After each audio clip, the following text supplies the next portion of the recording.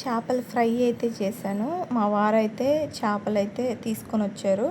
అక్కడైతే కాటా వేయించారు. 2 చేపలు, పెద్ద చేపలైతే చూడండి.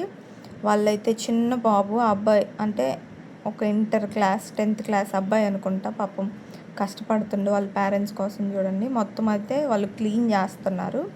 నీట్‌గా అయితే క్లీన్ చేసి పైనున్న తొట్టు అదంతా తీస్తారు కదా, పొట్టు. అదైతే తీసేసి లోపలున్న గుడ్డు అది ఉంటది కదా, చిన్న చిన్న గుడ్లు అవి కూడా తీసేసి నీట్‌గా క్లీన్ అయితే చేస్తున్నారు. మంచిగా క్లీన్ చేశారు. మా వారైతే తీసుకొని వచ్చాడు. అంటే నాకు ఎన్ని కేజీలు తెచ్చాడో తెలీదు కానీ 2 చేపలైతే కొట్టిచ్చానని చెప్పాడు. చూడండి వాళ్ళైతే నీట్‌గా అయితే కోసి క్లీన్ చేస్తున్నారు. ఇంక మేమైతే ఇంటికి తీసుకొచ్చాడు. ఇదిగోండి క్లీన్ చేసి నేను కొంచెం కడిగానులేండి. కడిగాక ఇప్పుడు కొంచెం కారం, ఉప్పు, పసుపు, ధనియాల పొడి, గరం మసాలా, అల్లం పేస్టు అవన్నీ అయితే కొంచెం కొంచెం వేస్తుండు. ప్లస్ కొంచెం ఆయిల్ కూడా వేసుకోవాలి. ఆయిల్ కూడా వేస్తే కొంచెం బాగా పడుతుంది అనమాట చేపలకి. కొంచెం మతకపోద్ది కారం అనేది, ఉప్పు అదంతా బాగా పట్టుద్ది చేపలకి నూనె వేసుకుంటే. అలా మా వారైతే కలుపుతున్నాడు. నాకు మాత్రం అంతగా కలపడం రాదండి, మ్యారినేట్ చేయడం. మా వారేను చేపలు ఫ్రై చేయాలన్నప్పుడు కలిపేది మాత్రం అతనే. చూడండి మా వారైతే కలుపుతున్నాడు. మంచిగా అయితే ముక్కకు పట్టింది. ఒక 5 నిమిషాలు ఆగిన తర్వాత ప్యాన్ పెట్టాను. దాంట్లో మనకి చేపలు బట్టే అంత నూనె అయితే వేసుకోవాలి. నూనె వేసుకున్న తర్వాత కొంచెం బాగా నూనె అదంతా బాగా హీట్ అయ్యాక చేపలు అయితే వేసేసుకోవాలి. చూడండి నేనైతే వేస్తున్నాను.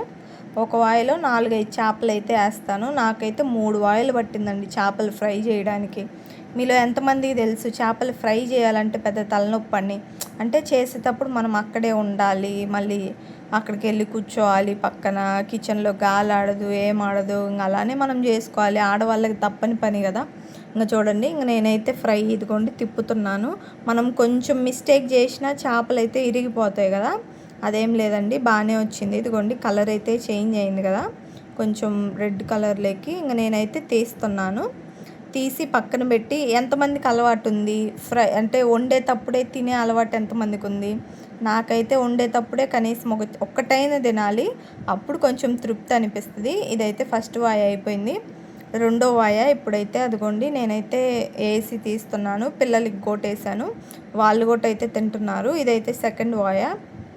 నేనైతే ఫ్రై అదంతా అయిపోయాక మేమైతే అన్నం అది వేసుకొని తినడానికైతే చూసాము. ఇదిగోండి ఇదైతే సెకండ్ వాయ. ఇప్పుడైతే మనం ఫ్రై ఏం ఉండదండి, అన్నీ వేసేసుకొని మిక్స్ చేసుకొని ఆ నూనెలో వేయడమే, పెద్ద ప్రాసెస్ ఏమి ఉండదు. కర్రీకి కొంచెం ఇబ్బంది పడాలేమో రానోళ్ళు అయితే, నాకు కూడా రాదు కర్రీ.